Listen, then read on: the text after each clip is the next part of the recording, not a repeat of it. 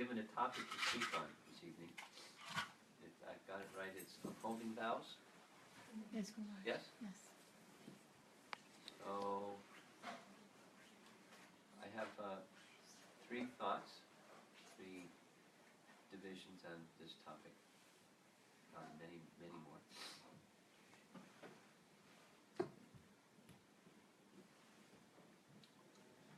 One comes directly from Bhagavad Gita in chapter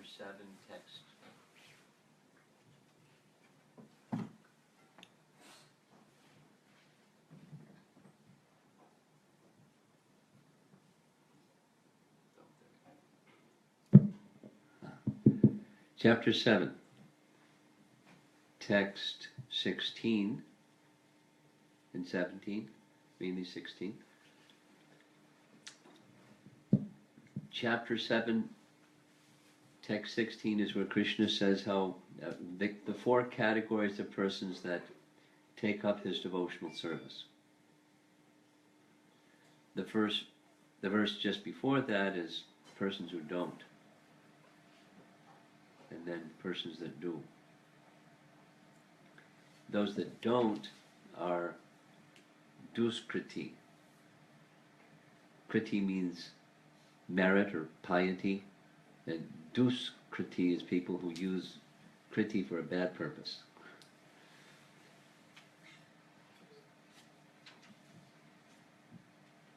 Demoniac persons, like the austerities that Hiranyakashipu underwent, or Ravana underwent, or this one or that one underwent, in order to become powerful, and then once they became powerful, they used it in a bad way. Jarasandha is another nice example. Jarasandha was renowned for being charitable to Brahmanas. And it's for that reason that Krishna, Arjuna, and Bhima went in the disguise of Brahmanas to visit Jarasandha and ask him for something, some dakshina. So he said yes. He said, these men with very strong shoulders and big, strong arms, I don't think they're Brahmanas. But anyway, they come in the guise of Brahmanas, so whatever you would like. So he was following certain standards, certain ones, of Vedic piety, giving charity to Brahmanas. But the merit, the kriti that went to him, was used in a bad way. So he was in the category of duskriti, and the duskritis, they don't surrender to Krishna. They don't engage in devotional service to Krishna. And the sukritis, they do. And the verse just before that is an important verse in Bhagavad Gita, how to cross over the material energy. So the material, Daiviyeshu gunamai mama maya durachiyata. The material energy is very difficult to overcome, but those who surrender unto me can easily cross beyond it. Then there's some that don't, and there's some that do. And those that do, they're sukritis in four different categories, Krishna's analysis. Chaturvidha bhajante mam jana sukritanorjana. And those four categories are the distressed, the desire of wealth, the inquisitive, and he who is searching for knowledge of the Absolute. So I'm just going to read one paragraph from the purport that you'll hear the word sometimes and sometimes and sometimes. And there's a sometimes not also.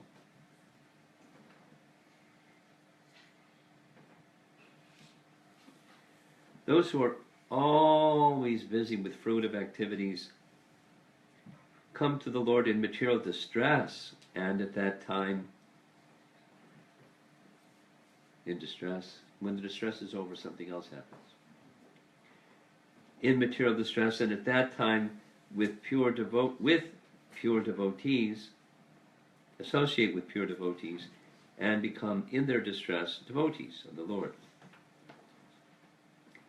Those who are simply frustrated also come sometimes to associate with the pure devotees and become inquisitive to know about God. Similarly, when the dry philosophers are frustrated in every field of knowledge, they sometimes want to learn of God, and they come to the Supreme Lord to render devotional service and thus transcend knowledge of impersonal Brahman and the localized Paramatma and come to the personal conception of Godhead by the grace of the Supreme Lord or as pure devotee. On the whole, the distressed, the inquisitive, the seekers of knowledge, and those who are in need of money are freed from all material desires when they are, and when they fully understand that material remuneration has nothing to do with spiritual improvement, they become pure devotees. As long as such a purified stage is not attained, devotees in transcendental service to the Lord are tainted with fruitive activities and search for mundane knowledge, etc. So, one has to transcend all this before one can come to the stage of pure devotional service.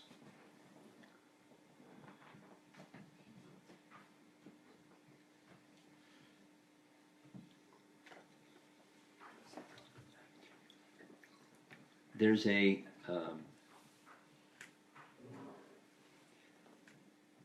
not a scriptural statement like this, but just a practical experience that goes like this. Someone begins devotional service. They meet somehow. Something happens. They come and they get a book or meet a devotee or something. And they start their devotional service, and very quickly, very enlivened, learn new things, take up practices, become vegetarian, this and that. They're flying. They're very happy. They're learning new things. It's a quite a contrast to what their circumstance of life was before. And around a year and a half or 2 years later, something happens. Not always, but commonly.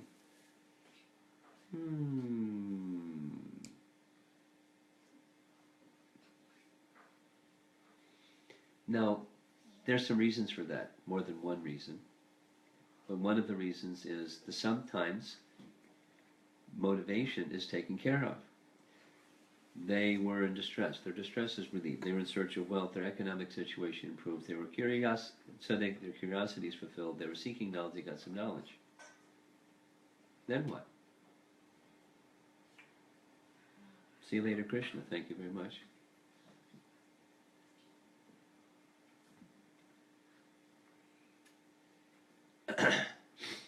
Then that's a good time to have good association, because if someone doesn't have good association, they could make some wrong choices. But with good association, I've had lots of experience with this. Just hit the reset button. Okay. Let's go back to the starting point. What was it like when you were doing really well? What was in your heart, and what were your activities like? It takes a while, but they reflect back and say all those nice things. And with a little assist, then it comes to the point. If you want to continue a devotional service, the reset is why. And if it's just one of those four things, then it's intermittent until the next distress comes, and then I better get serious about devotional service again. And then the distress is relieved, and then complacency again.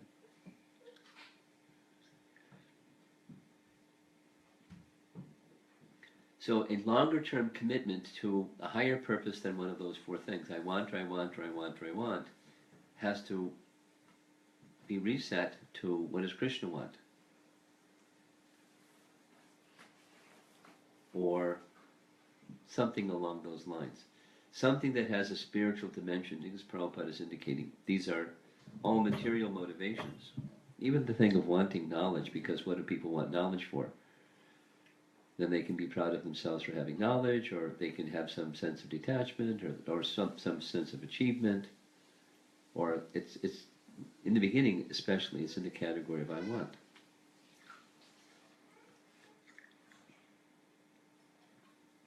It's limited and temporary, even the I want, whatever the notion of I want is.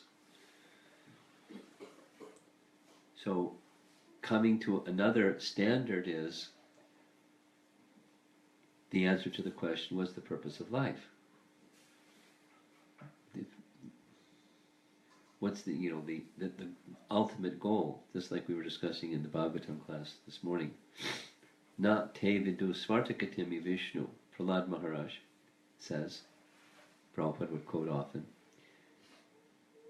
persons in general don't know what the goal of life is. Sva artha gatim. Artha commonly is translated as economic development. Dharma artha kama moksha. That purushartha set. People commonly, it's stated in Bhagavad Gita, and it's true, because I've surveyed different audiences in different parts of the world. Not just this group of people, this culture, this religious background. People in general, if they take up religion, there's a purpose. It will increase their piety, and by increasing their piety, it will help them prosper in this life, and after this life they go to the good place. They get an upgrade. It's, material motivation, even when doing Dharma. The verse that we discussed this morning is Krishna speaking to Uddhava, Canto 11, forget, chapter 10 or something. It was these two terms, nivriti and pravriti. Pravriti means I want material betterment.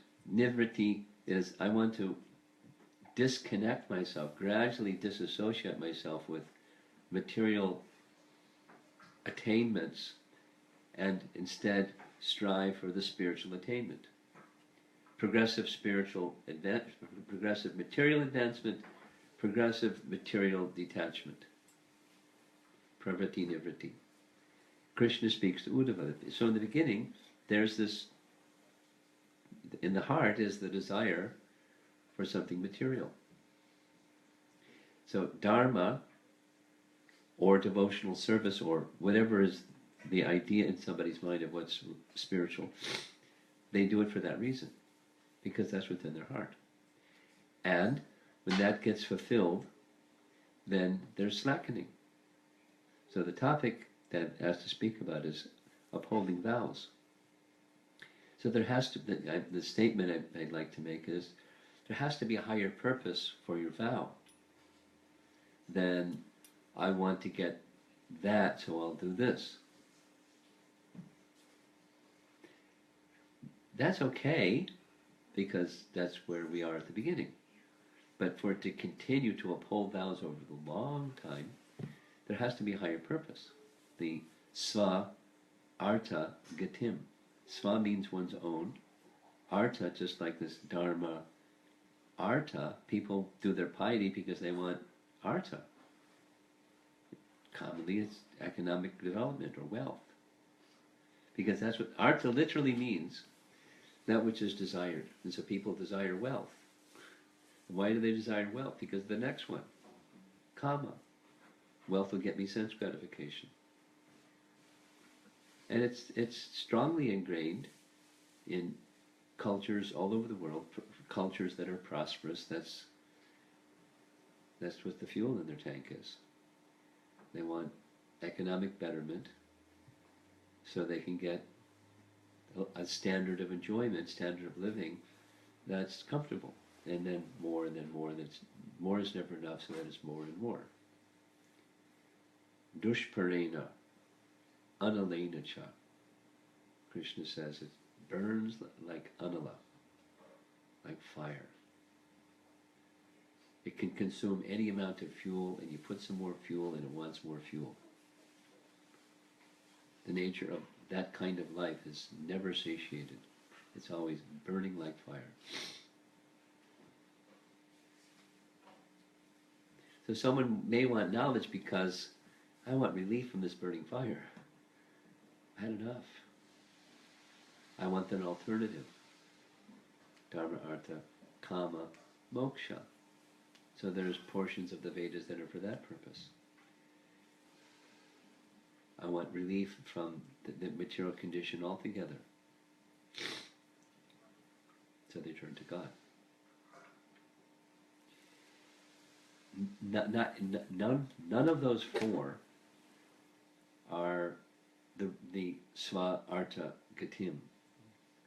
So Artha means that which is of value, and Gatim means the goal. Gati. Param Gati. Of the supreme goal of life. So to uphold vows, one has to, through purification, come to the understanding of what the goal of life is. It helps a lot to ask the question. If you don't ask the question, even the answer is given, it bounces. It doesn't go in. But if you ask the question, not the short term, but the long term, Shreya Uttama, or, the benefit that's long term. Jigyasu Shreya Uttama. Those that have that inquisitiveness into the topmost valuable thing in life, then you can uphold vows. We'll say it the converse. If you don't have that, likely vows will be intermittent.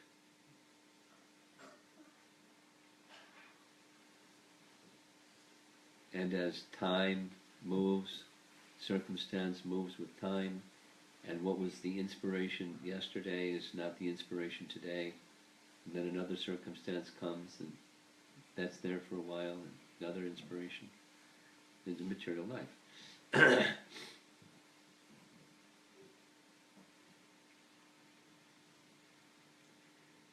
A second, so having a clear sense of the goal is Vishnu or Krishna or devotion that's not mixed with fruitive intention.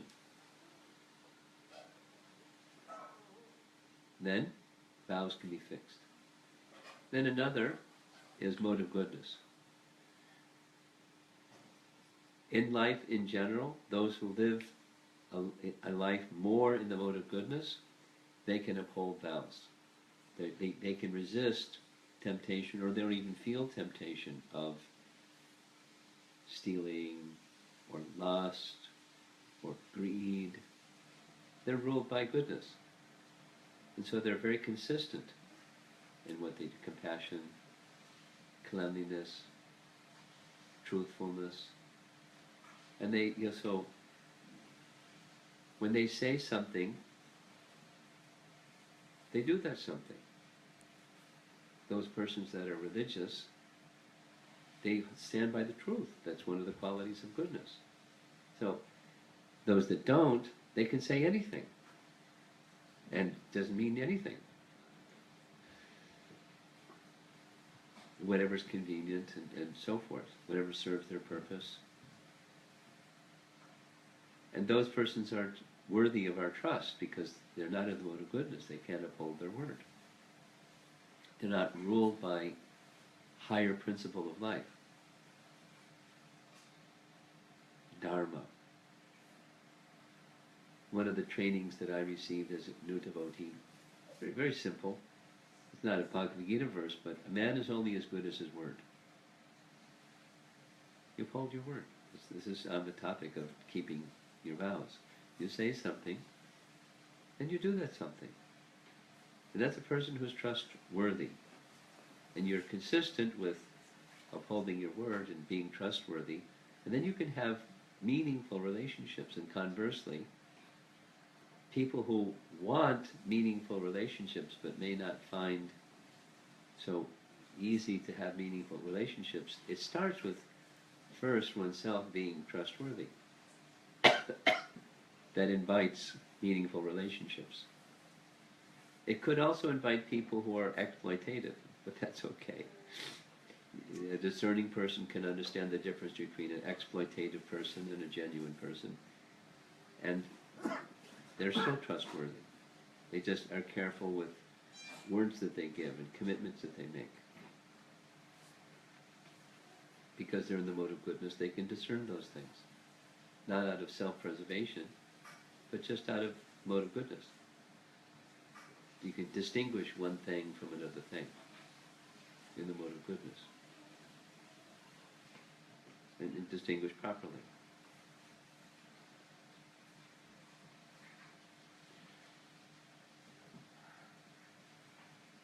Another statement on the same point is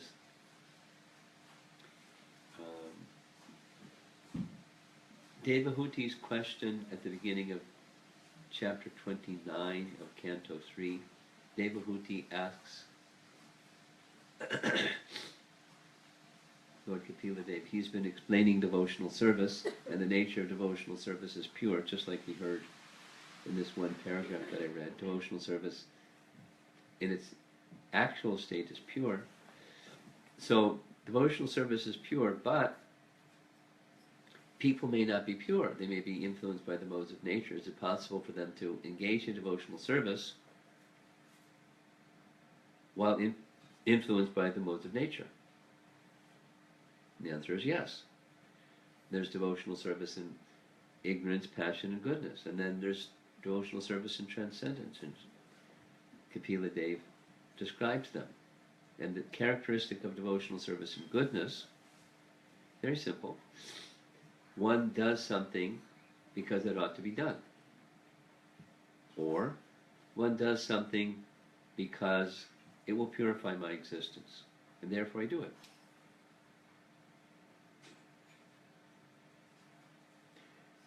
And one who is in the mode of goodness knows what ought to be done. We know that from Bhagavad Gita. There's knowledge, according to Bhagavad Gita, there's knowledge in the modes. And the mode of ignorance, one accepts what is not to be done is what's to be done. And what's to be done is not to be done. And the mode of passion, one doesn't know the difference. And the mode of goodness, one knows and acts accordingly. So similarly with devotional service. I do what I do because it's to be done. Like, this standard ethics. I don't steal because you don't steal. Just, you don't take the property of other people. You don't do that. Now, transcendental knowledge on that point is everything is the property of Krishna. So I can't make the property of Krishna mine. That's thievery. Now, that's transcendental sense. But the mode of goodness sense is something is somebody's property, so I don't take somebody else's property. I don't lie because you don't lie. You tell the truth. And so forth. I act not out of malice or being hurtful to others. I act in a way that is kind to others. Just compassion is the way of life of the mode of goodness. It's just natural. When one cultivates, according to the standards of Bhagavad Gita, a life in the mode of goodness, much of it is common sense, but it's good to have guidance of Bhagavad Gita because sometimes common sense gets jumbled up. Conventional sense of what's okay and what's not okay, without giving examples.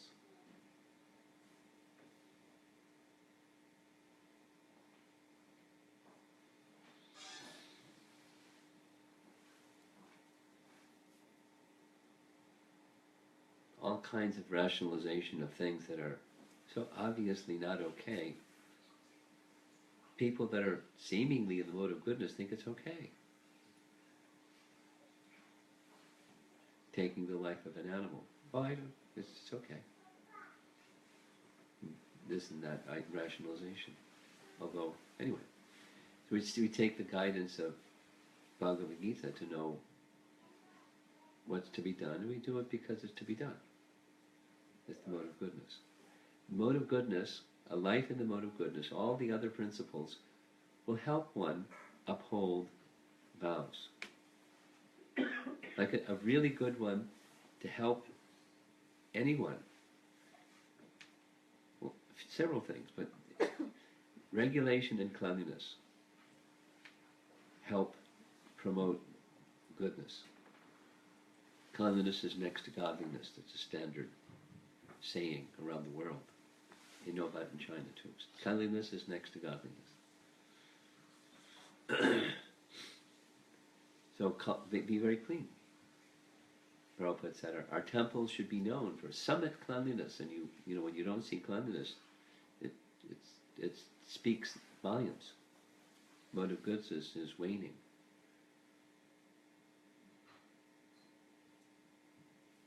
And regulation. Certainly that's connected to vows, but just being regulated. It's right in Bhagavad Gita. One who's moderate and regulated in their work, their recreation, their activities of life. This is good. We all have responsibilities, and they weigh up upon us. And so how do you manage your time so you can do all of your responsibilities? Without regulation, it's chaos. Something takes priority because it seems to be emergency, and some other things that are also essential, they get squished. And then we get stressed, and then it harms our relationships with others because we speak in ways that's not appropriate. We didn't mean it, but the circumstance was weighing on us, and so things just spiral out of control. Regulation helps. Regulation and cleanliness are two very big ones for promoting goodness.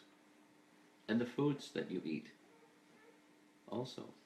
By the control of the tongue, you can elevate.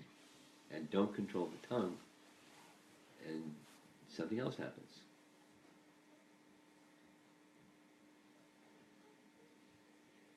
And when it has this principle that you live by, the mode of goodness, then it surely helps uphold vows.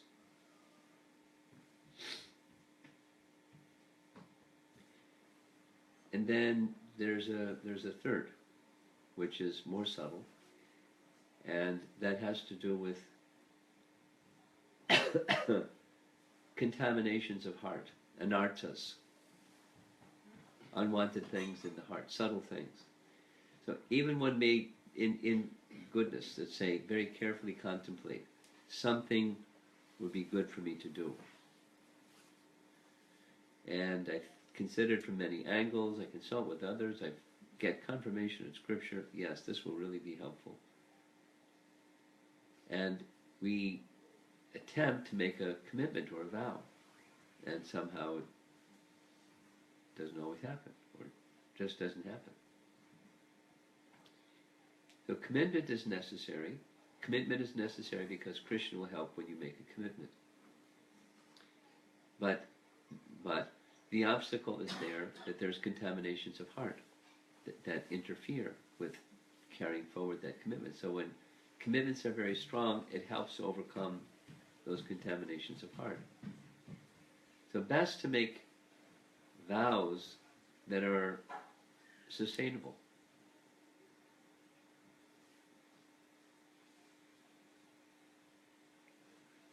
I mentioned this in the morning class. Newtman knows this because he was in the class, because we've spoken about this dozens of times.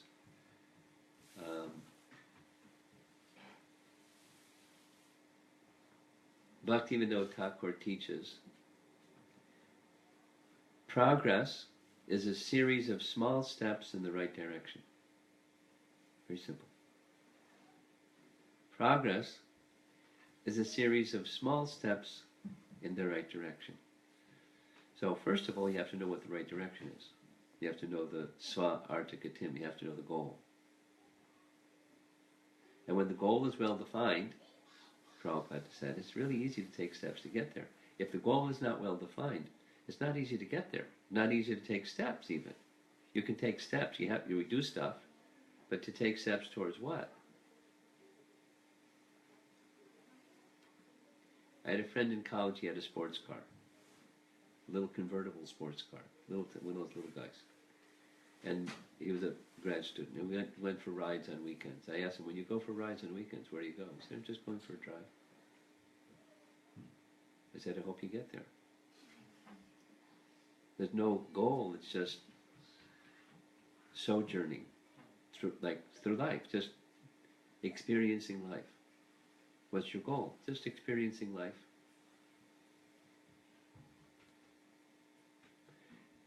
In such a case, one isn't going to progressively make steps to get to the goal, because they haven't even defined what the goal is, other than row, row, row your boat gently down the stream, merrily, merrily, merrily, merrily, life is but a dream. Then you wake up and life's over. Then you do it again.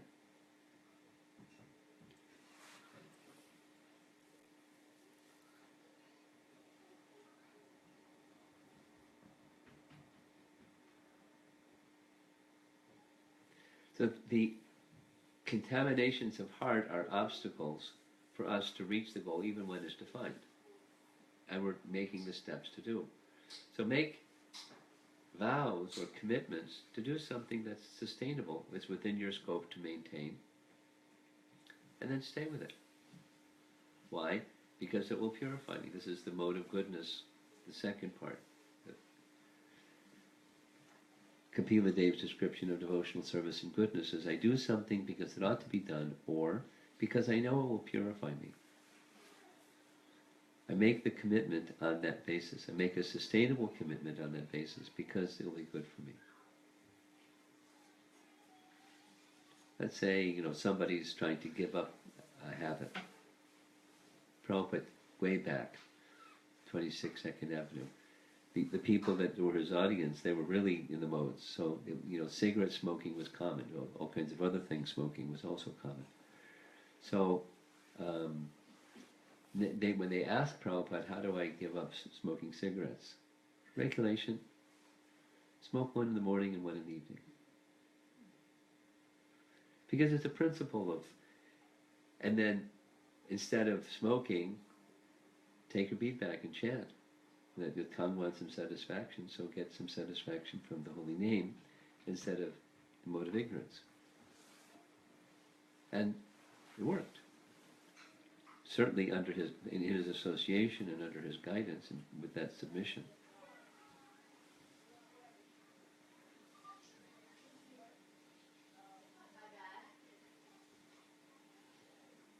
So there must be some commitment, and with commitment you continue the process with faith, knowing that the process will help me overcome that unwanted thing. In Chicago over the New Year's weekend, this is a major topic that we discussed, anartha nivritti, overcoming anarthas. Everybody spoke on the same topic for 3 days. So it was like, all right, I get it. It's a very important stage for all of us, because steadiness, which is on the other side of anartha nivritti, is nishtha. It isn't going to be attained until we overcome the unwanted things. And before then, it's unsteady. Vows is one of the symptoms of unsteadiness. One of the stages is I make a vow to do something or to not do something, and I don't uphold it. That's due to unsteadiness, or it's a characteristic of unsteadiness, due to unwanted things in the heart that block that vow.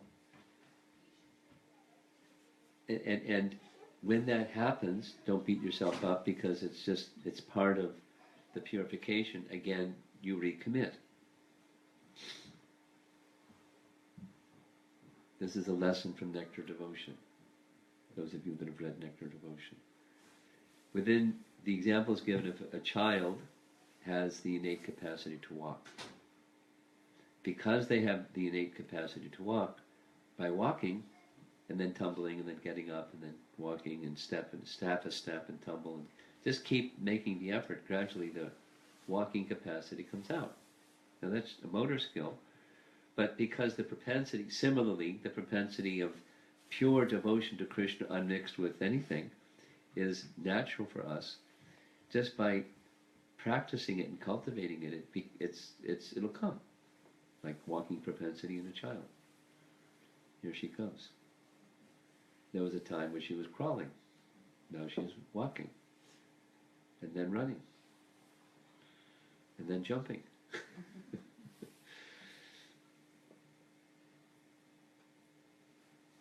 Because it's natural, we have faith in the process that brings that which is natural out. And we make steps commensurate with our capacity. And then always, always have the hankering, the aspiration to go yet another doable step. Not prematurely, but incrementally, step by step by step. And in that chapter, in that chapter where the modes of nature are described, very, very important in Kapila Dev's answer is to get to the stage of the bhakti that's not mixed is through association of those who are engaged in bhakti that's not mixed, or sadhu sangha, or at least in like-minded persons who are striving in that way. That's bhakti vriksha. That will help us get to the position where it's our devotion, our bhakti is steady, nishtha. And so we then maintain our vows because we have that capacity, because we're being sustained by energy beyond our own strength, the strength of others similarly engaged. And ideally, like Prabhupada, taking those young people in the Lower East Side to the position of very deeply committed devotional service by his purity. So association with those that are pure certainly helps us uphold vows and regularly seek that association. We can receive that association through sound.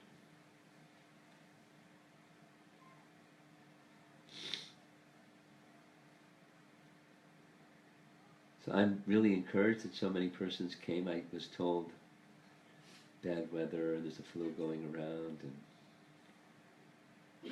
a number of people canceled out. Bihari isn't even with us because he's upstairs sick. So, but you made it.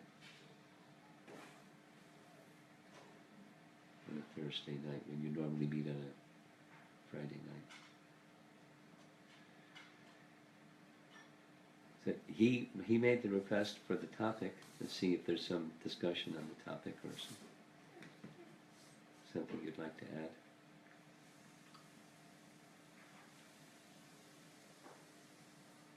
Yes.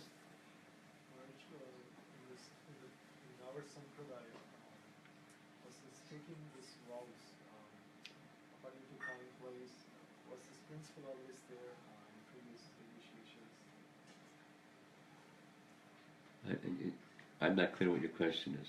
There's the topic is not just initiation vows. The topic is vows. But my question was specific to initiation. Okay. So your question in relation to initiation vows is what? In other traditions, do they also have initiation vows?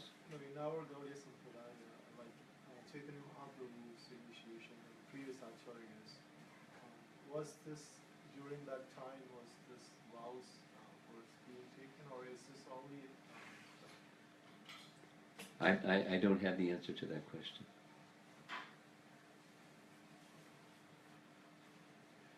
Certainly there's a commitment to the person. That was another topic that I was actually wanted to speak about. Something that helps sustain vows is commitment to a person, not just an activity. I'll do this activity, but the commitment to a person. So we don't, I don't recall reading anything about exchanging of vows.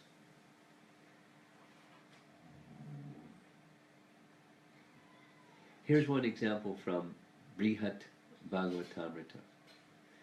Gopakumar was given a mantra, but the person who gave the mantra, he didn't even know his name. He didn't know should he chant it aloud or silently. He didn't know if he should chant it certain times of the day or continuously or a certain number of times or anything. No instruction at all. And certainly no indication of a vow.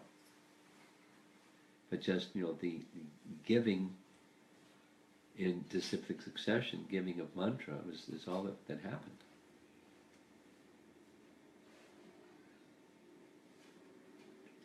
That's one example. But I can't think of an example where there's some commitment to vows at the time of initiation from scripture, previous times in our sampradaya.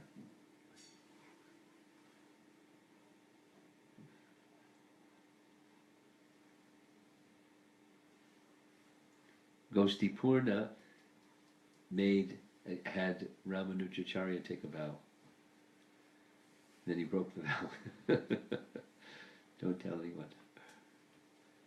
He stood on the tower top and shouted out the mantra. That's all we know about that one. Vows. Okay.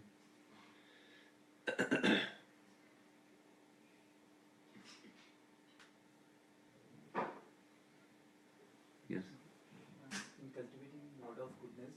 In cultivating mode of goodness, I'm repeating for the back there. About the regulation, I understood about how in moderation we need to watch for. No, regulation, by that, I take rest at more or less the same time. I rise more or less at the same time. Right after rising, I do certain things that are for purification, and then so I'm regulated in my habits of eating, sleeping, work, and recreation. I'm regulated.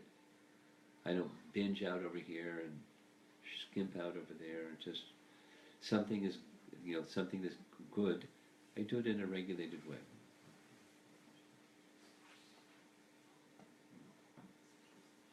Exercise, whatever.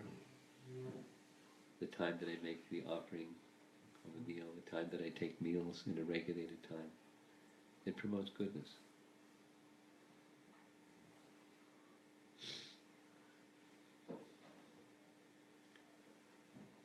Yes? So, there's a colleague of mine from Iran. Colleague from? Iran. Iran. So, in childhood, he had a out-of-body experience. Okay. So he knew he is not the body. So he tried to find answers in his religion and somehow he got a Bhagavad Gita now and so he says he got answers, all his answers. He says, I don't want to come back. I don't want to come back to this world. So, and he discussed with colleagues like the futility of the material world and all that.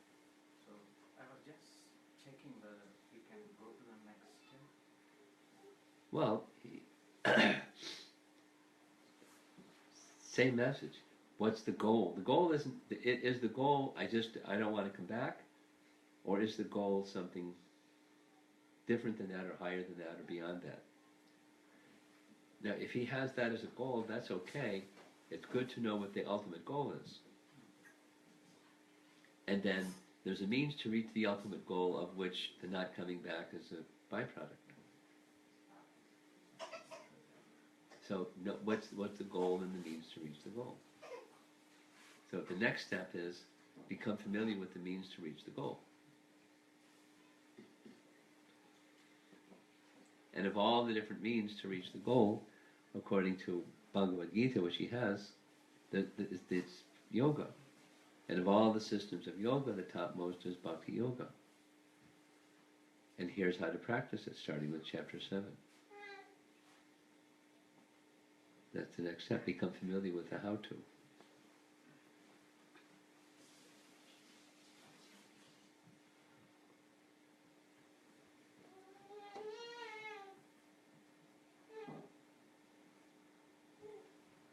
Anything else? You have something? Yes. You have mentioned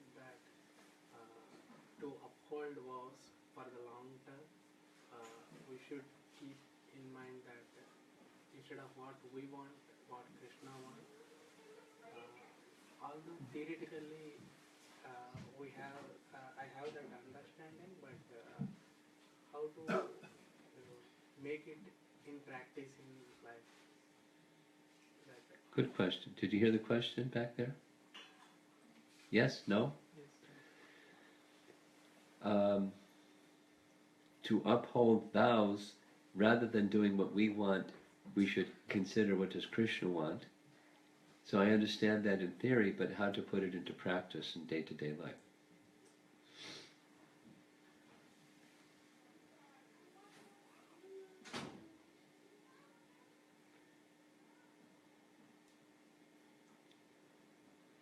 Well, read Bhagavad Gita, and as you undergo the process of purification, you take up, like this next step, you take up the means of purification, because when there's purification, then clarity increases.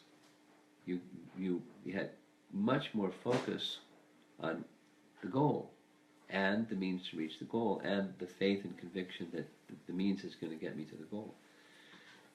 It continues to get recalibrated and refined as you go forward. So those activities, initially, in the mode of goodness, let me do these activities because I know it will purify my existence, and this commitment unto Krishna will become stronger. You attended class this morning? So the answer to your question is right there in the class, in the verse that we read. In the beginning, one is interested in the pravriti things. One is interested in the material elevation things. It's just the nature of the heart. As one progresses further, one can see beyond the material things into the eternal things. So in that condition, then the dedication to the person, Krishna, will help you stay fixed. It's not going to happen right away. Unsteadiness is going to be the situation in the beginning. Before steadiness comes unsteadiness. But what helps move the unsteady to steady is consistently applying oneself with the purpose, so the intention of purification, with faith. This is going to purify. And then as goodness comes, then it's just like, here's a wall, and here's a window, and through the window you can see what's on the other side of the wall. But where the wall is there, you can't see what's on the other side of the wall.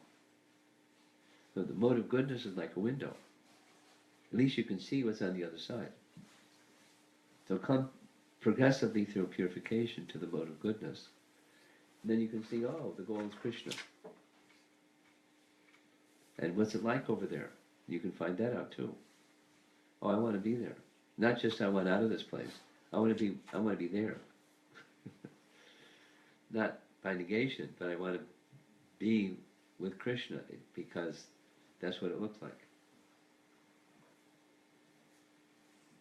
So those preliminary steps are needed to get to that point where it's dedication unto Krishna.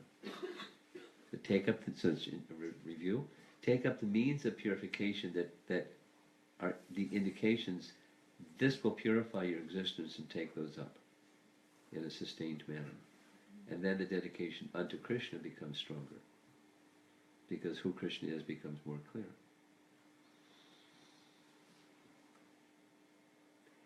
And the representative or representatives of Krishna, they're more proximate. So I can become loyal, faithful, dedicated unto the representatives of Krishna, and that's going to help me become clear about Krishna and dedication unto Krishna. Because that's what representatives of Krishna do. They're always revealing Krishna.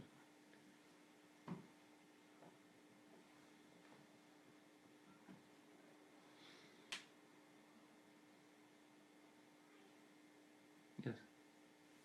No, I'm not sure if the question is clear in my head. Is there a way to differentiate between that my anarthas are stopping me from taking further steps in a steady manner versus the desire is not that strong, or combination. a combination. Well, whichever it's this or that or combination, whatever the circumstances, it might be something else tomorrow or 1 hour from now, even. So the main thing is to give emphasis to those things that make you strong. That was again in the class this morning. The rule of whatever helps give spiritual strength. Do a lot of that. And when that spiritual strength is there, then you'll have much more clarity as well as strength to deal with the things that are weaknesses or not so strong.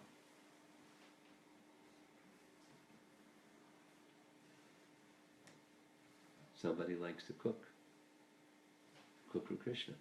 Somebody likes to worship their deity, worship the deity for Krishna, for his pleasure. Somebody likes to read Bhagavad Gita and Srimad Bhagavatam. Somebody likes kirtan. Somebody likes chant japa. Somebody likes just to serve. So do those things. The core of hearing and chanting must be there, in a regulated manner, hearing and chanting, and that combination will give strength. And you'll see, not that there's some strength, there's also some purity. What's blocking my spiritual progress? You can identify more clearly, and then you borrow strength from those things that made you strong, and you work over that way for a while, and then go back to those things that give you strength. I'm speaking principle. It's not just exclusively one thing and then something else, but speaking in principle. Does that address your question?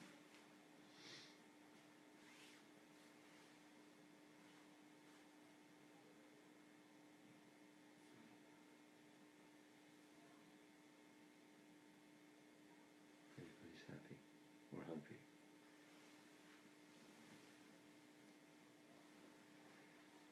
Okay, we'll have another short kirtan. Yeah. We'll give you the microphone too.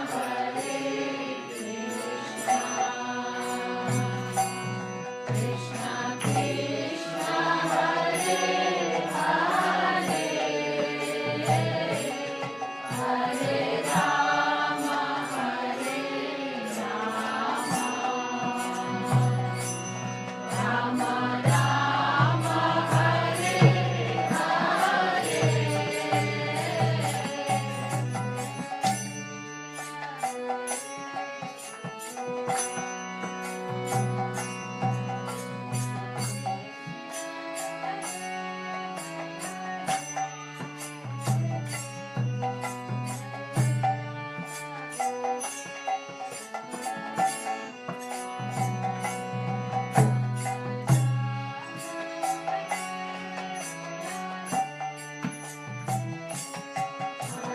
Krishna, Hare Krishna,